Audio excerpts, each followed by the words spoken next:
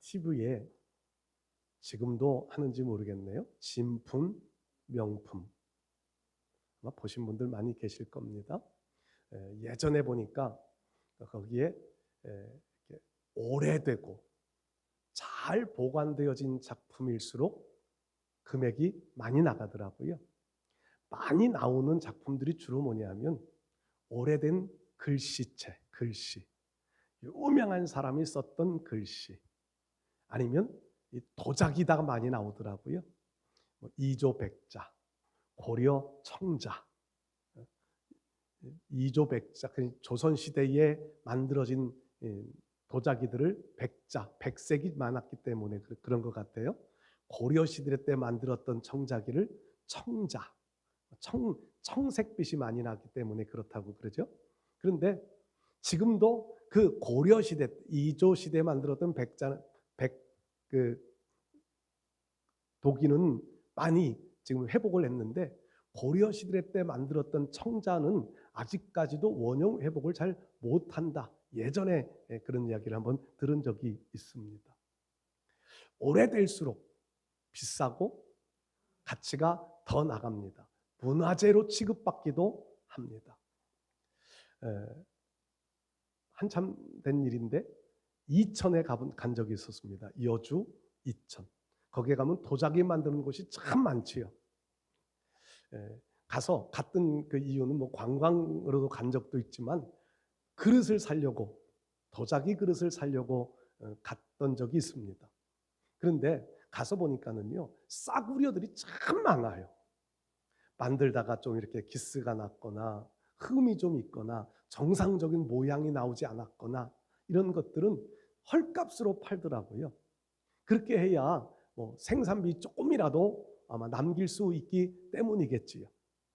상업적으로 운영하는 사람들은 조금 기스가 나고 잘못된 것도 판매해서 이익을 얻습니다.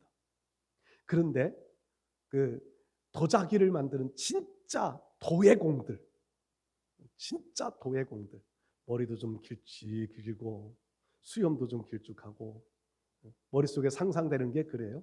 이렇게 뭐 한복 비슷한 옷을 입고 진짜 도예를 만드는 도예가들은요, 그 도예에 자기의 혼을 불어넣습니다.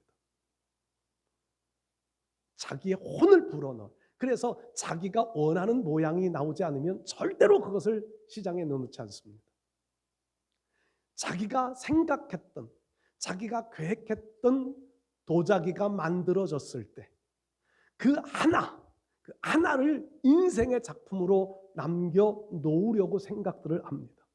그런 도자기들이 얼마나 가치가 있을까요? 부잣집 가면 도자기들이 주로 많이 진열되어져 있잖아요. 그 도자기들은 가치가 많이 나가는 도자기들일 거예요.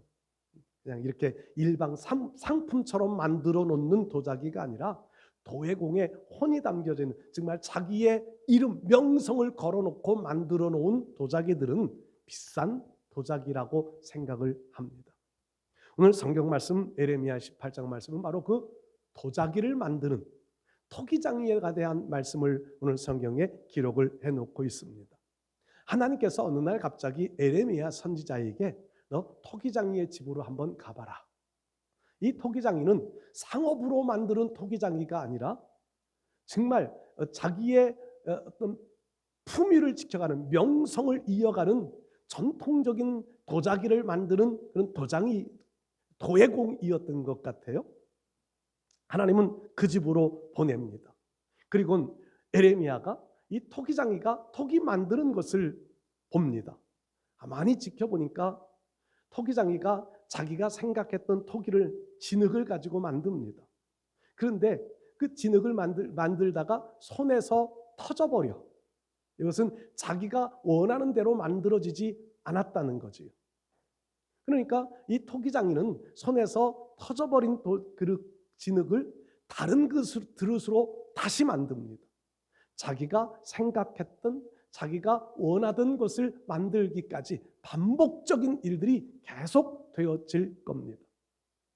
체험하는 데 가서 이렇게 도자기 농로 후에 진흙을 놓고요, 이렇게 발로 돌려가면서 손으로 이렇게 만들어 보니까 참 잘 안 되더라고요. 특히 저 같은 그 손재주가 없는 사람은 자꾸 삐뚤어지고요. 되다가 갑자기 무너져 버리고요. 참 잘 안 되더라고요.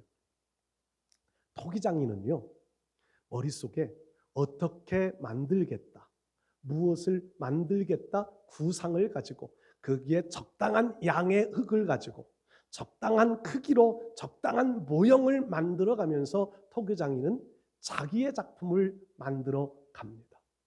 이 모습을 토기장이가 이렇게 지켜보고 있는데 하나님은 에레미야 선지자에게 말씀합니다. 에레미야 선지자에게 내가 토기장이다.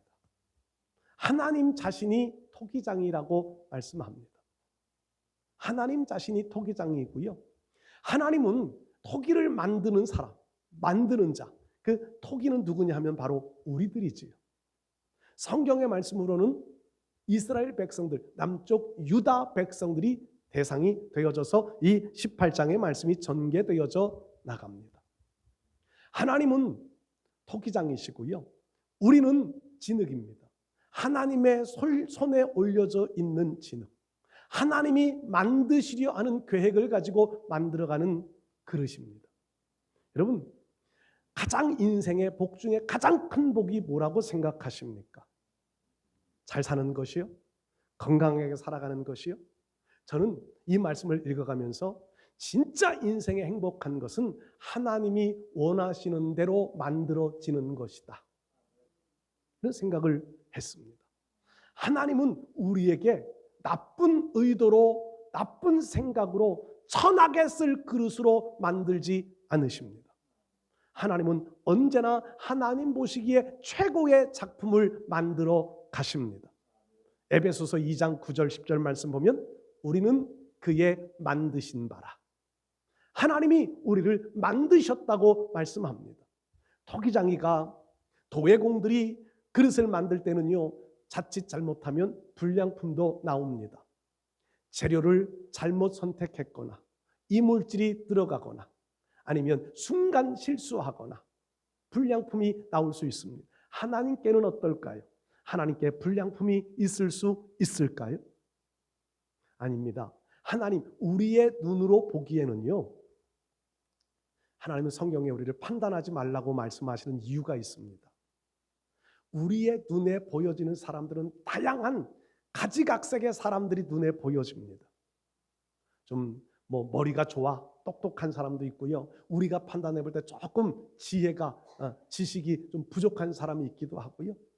어떤 사람은 잘생겼는데 우리의 눈에 볼 때 어떤 사람들은 조금 자유분방한 얼굴 사람도 있을 수 있잖아요. 우리가 볼 때는 그래요. 그런데 하나님의 눈에 보실 때는 어떨까요? 하나님이 불량품으로 그렇게 만드셨을까요?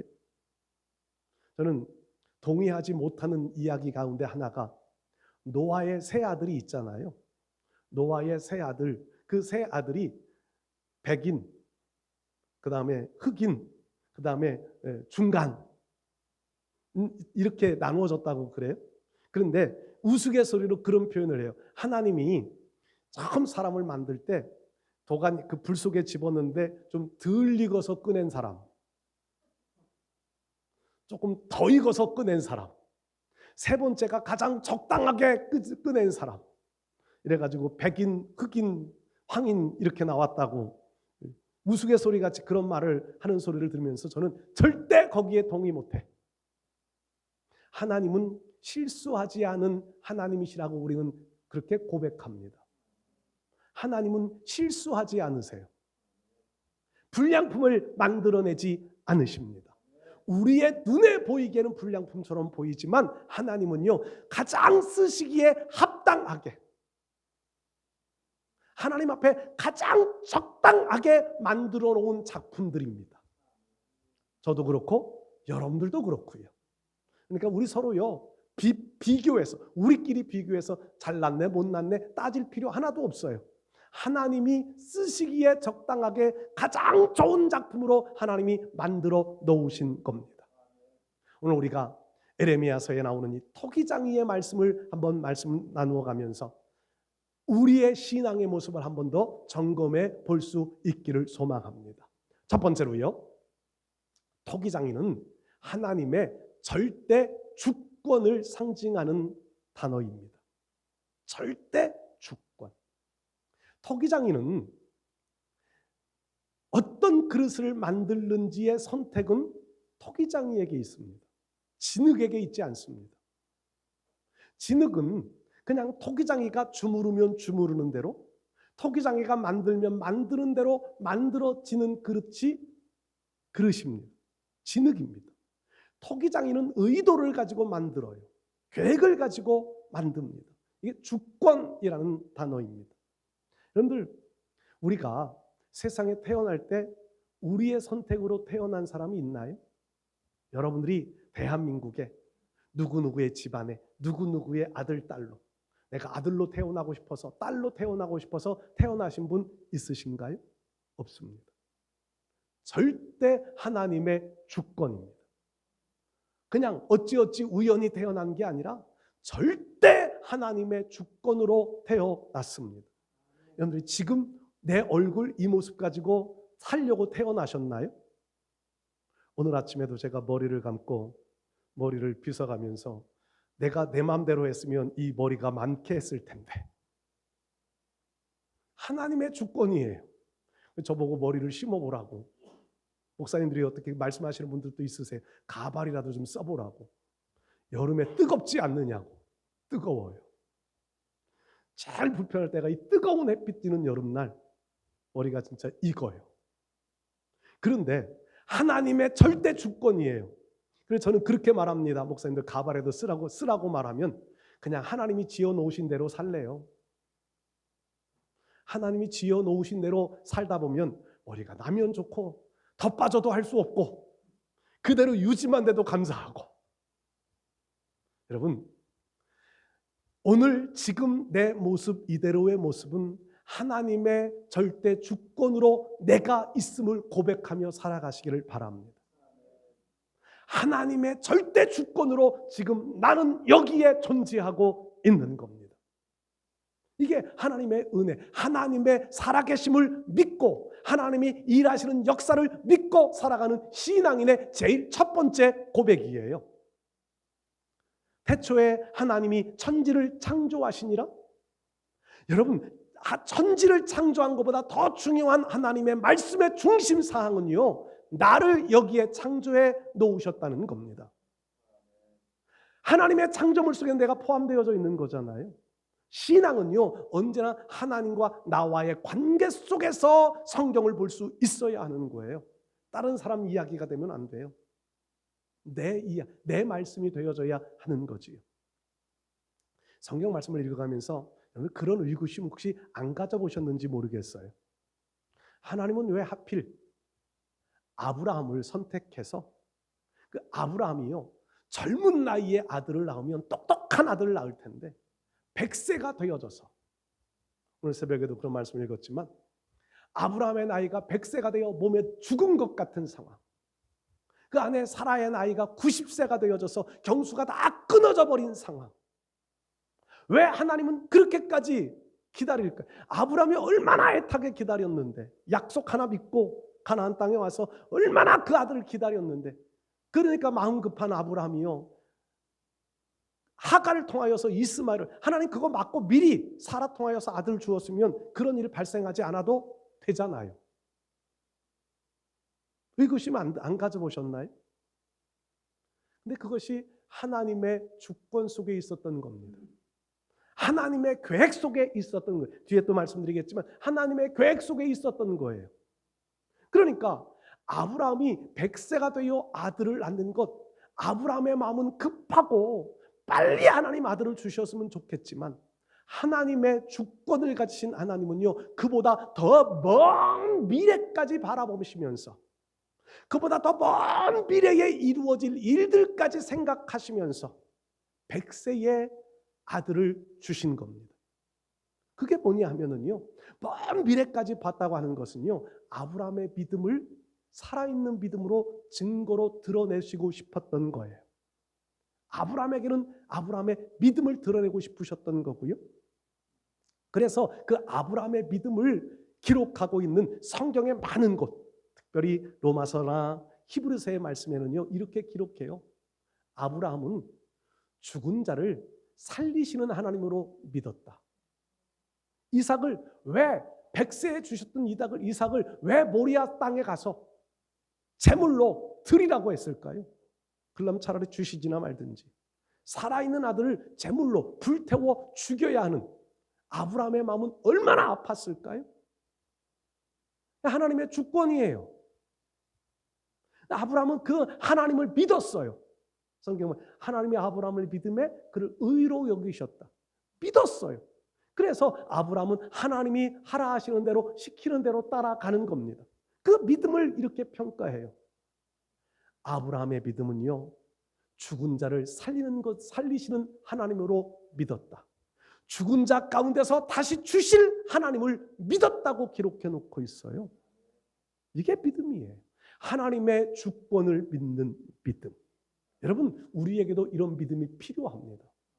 하나님은 우리를 향한 계획도 가지고요, 우리를 지금 이렇게 만들어 놓으신 거예요. 주권을 가지고 이끌어 가고 계신 겁니다.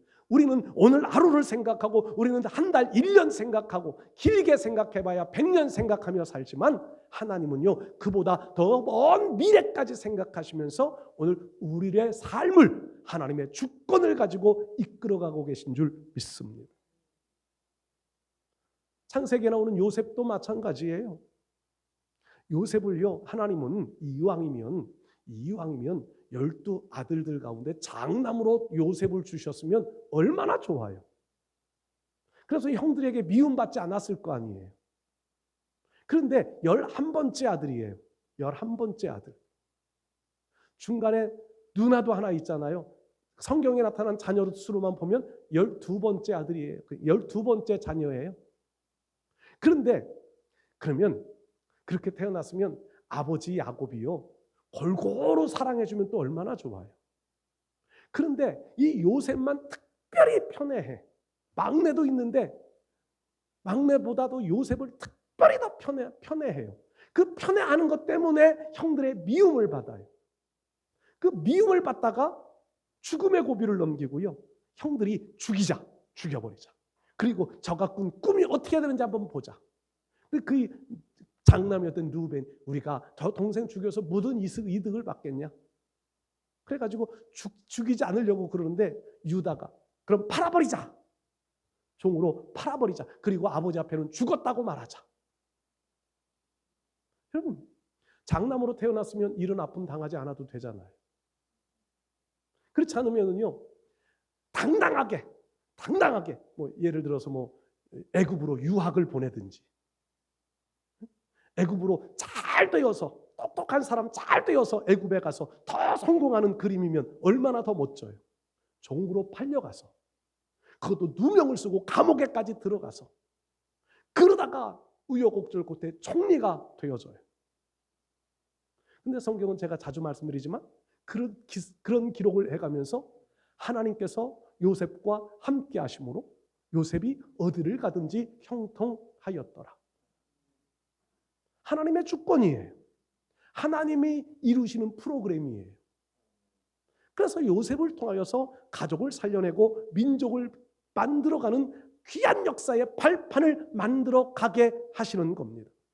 이런 일들이 없었다면 요셉의 형들이 요셉에게 굴복할 수 있었을까요? 그래서 아마도 창세기 44장, 45장 또는 50장 이런 곳에 요셉에게 굴복하는 장면들이요 반복해서 기록되어지는 이유는 하나님이 요셉을 향한 계획들을 다 가지고 계신데, 주권적으로 지금 이끌어가고 계신데 그 일에 굴복하게 만들어가는 과정들이었다고 생각합니다. 여러분, 하나님은 우리들도 지금 하나님의 절대 주권을 가신 하나님의 손으로 우리를 붙잡고 인도해 가고 계신 줄 믿습니다. 지금도 하나님은요 우리 토기장이가 되어주셔서 우리를 만들어가고 계신 줄 믿습니다. 하나님이 만들어 가실 때에 진흙은요 자기 의지가 없으니까 고집 부리지 않는데, 이놈의 인간은요 자기 의지가 있어가지고 주권 가지고 인도해 가시는 하나님 앞에 늘 내 머리를 쳐들어요. 내 고집을 부려요. 그러지 말고 하나님의 절대 주권을 신뢰해서 주권 앞에 순복하며 살아가실 수 있기를 축복합니다. 두 번째로요, 토기장이. 이 토기장이는요, 하나님의 좋은 계획, 좋은 구상을 상징합니다.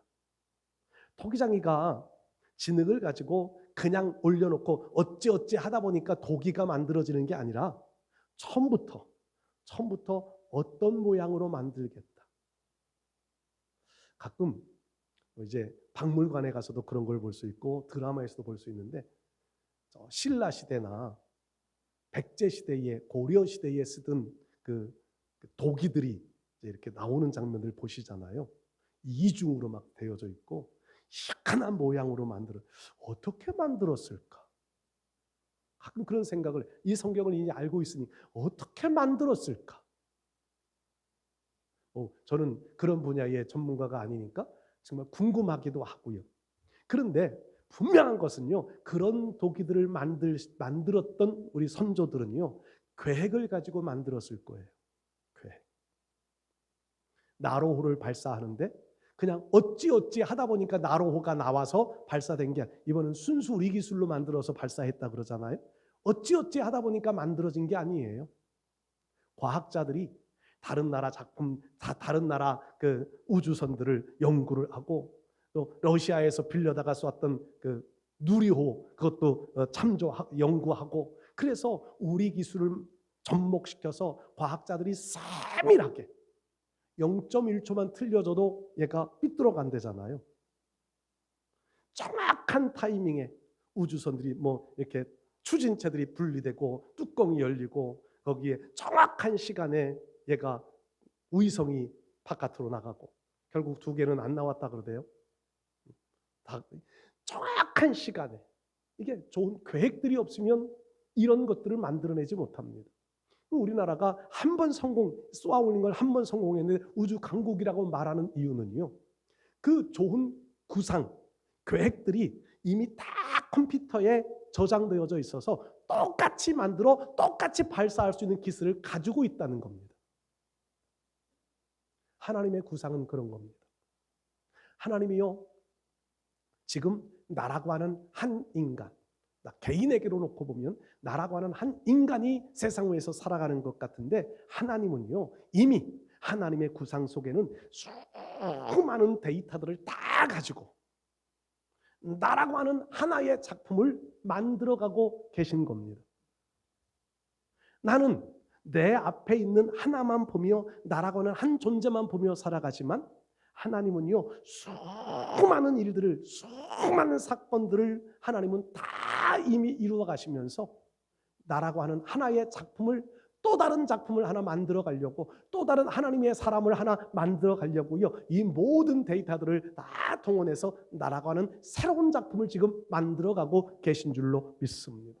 이게 좋은 구상, 좋은 계획입니다. 여러분, 하나님의 계획은 어긋남이 없습니다. 절대 주권을 가지고 좋은 구상을 가지고 우리를 지금 만들어가고 계신 하나님, 아직은 미완성품과 같아요. 그런데 완성되어지는 날에는요, 정말 가장 영광스러운 모습으로 하나님이 우리를 세워 가실 줄로 믿습니다. 참 많은 좋은 하나님의 구상들이 있어요. 그런데 우리를 향한 가장 좋은 구상은요, 저는 묵상하면서 예수님의 십자가만큼 더 좋은 구상은 없다. 아담과 하와, 성경의 말씀으로만 보면 아담과 하와를 창조해 놓았어요. 그들이 유혹에 빠집니다. 범죄합니다. 하나님을 멀리합니다. 결국 하나님의 선고대로, 사형 선고대로 죽음을 당합니다. 하나님의 계획이 좋은 계획이요, 끝나는 것 같아요. 하나님은 그보다 더 좋은 계획을 가지고 계셨습니다. 바로 십자가의 계획이셨습니다. 십자가, 예수님을 이 땅 위에 보내셔서 십자가에서 죽게 만들고 부활하게 하시고 승천하게 하시고, 그리고 말씀하십니다. 그 예수님을 믿는 자마다 구원을 얻을 것이다. 여러분, 우리에게 마찬가지 아니겠어요? 내가 실수하고 때로는 내가 실패한 것 같고 때로는 나도 하나님 앞에 범죄하며 살아가는 일들도 있을 수 있습니다. 그런데 그 좋은 계획, 십자가의 계획을 나에게 적용시켜 주신 거예요. 십자가를 나를 보고 그 예수님을 믿으라는 겁니다. 그 예수님만 믿으면 구원받아 천국 백성 하나님의 자녀의 지위를 회복시키시고 하늘의 상급을 주시겠다고 말씀하십니다. 이보다 더 좋은 계획이 어디 있어요? 우리가 이 땅 위에서 좀 잘 살고 좀 건강하게 살고 다른 사람들에게 영향력 미치며 살아가는 것도 하나님의 좋은 계획이실 거예요. 그런데 그보다 더 좋은 계획은 우리를 구원해 주신 계획입니다. 우리로 천국 가게 만들어 주시는 계획이에요. 여러분, 토기장이 되신 하나님은요, 우리를 향한 계획을 실패로 끝내버리지 않으십니다.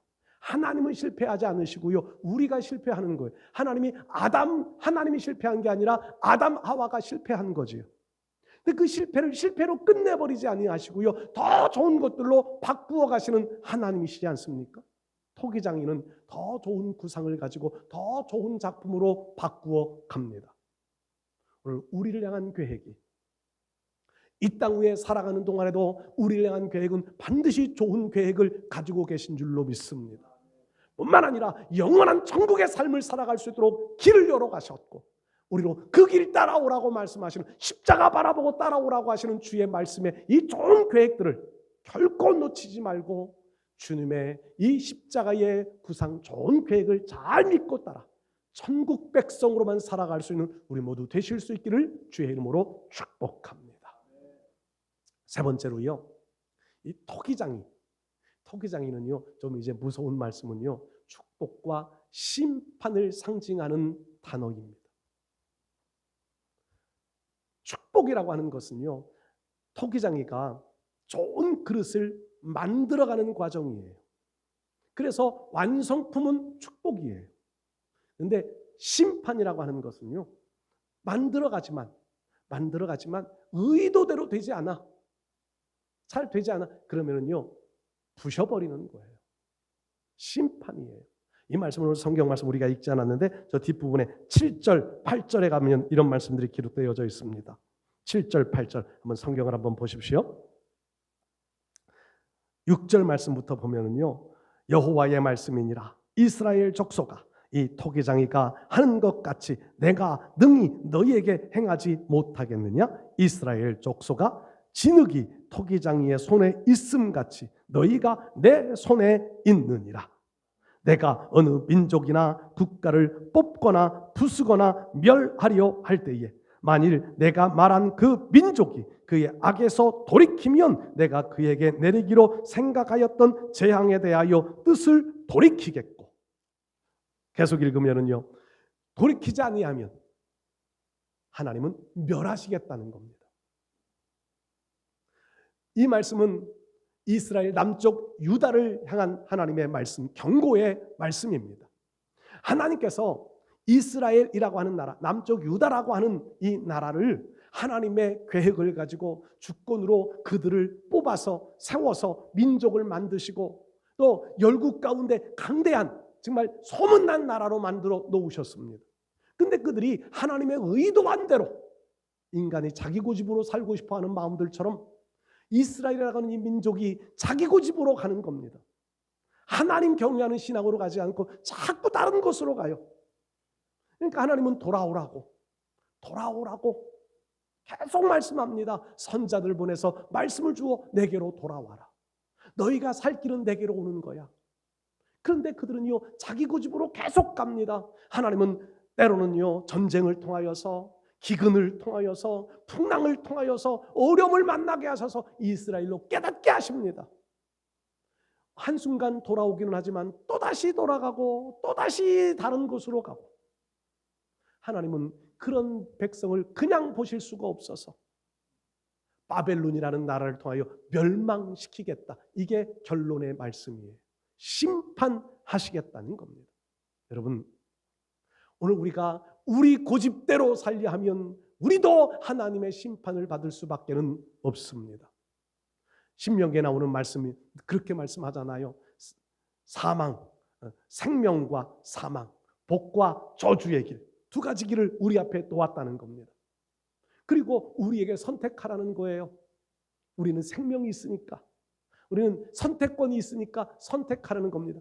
사망의 길을 선택하든지 생명의 길을 선택하든지, 축복의 길을 선택하든지 저주의 길을 선택하든지 둘 중에 하나 선택하라는 겁니다. 여러분들은 어느 길을 선택하시렵니까? 절대 주권으로 우리에게 좋은 계획을 가지고 지금 이끌어가 가신 하나님 앞에 생명의 길을, 축복의 길을 선택해야 되지 않을까요? 내가 원하는 그거, 내가 가고 싶은 대로 내 고집 가지고 선택하면 저주의 길을, 사망의 길을 선택하면은요 결국 심판의 길로 가고 말 겁니다. 우리 사랑하는 성도 여러분들, 지금 우리의 신앙 속에서 지금 현재 내가 어느 방향을 잡고 어느 방향으로 발걸음을 옮기느냐가 중요합니다. 사망의 길로 발걸음을 내딛느냐, 생명의 길로 발걸음을 내딛느냐. 하나님은 주권을 가지고 계신 하나님이시지만 우리를 인정하셔서 우리의 선택에 따라서 일을 하시겠다는 거거든요. 이스라엘 백성들은 결국에는 심판의 길을 선택하여 심판을 향하여 달려갑니다. 그래도요, 하나님은 참 사랑의 하나님이시라. 선지자들 에레미야서의 뒷부분에도 그런 말씀들이 기록되어져요. 모든 선지자들이 그래요.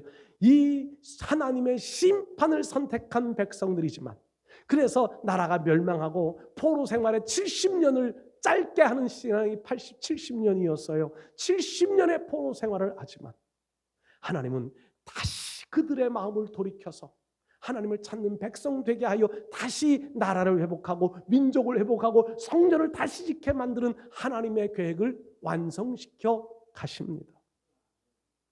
우리에게도 하나님은 좋은 계획들을 가지고 계시는데, 이 정말 심판에 돌아가는 길, 멀리 돌아가는 길 가지 말고 하나님의 축복의 길, 빠른 길을 가라고 우리에게 성경은 말씀합니다.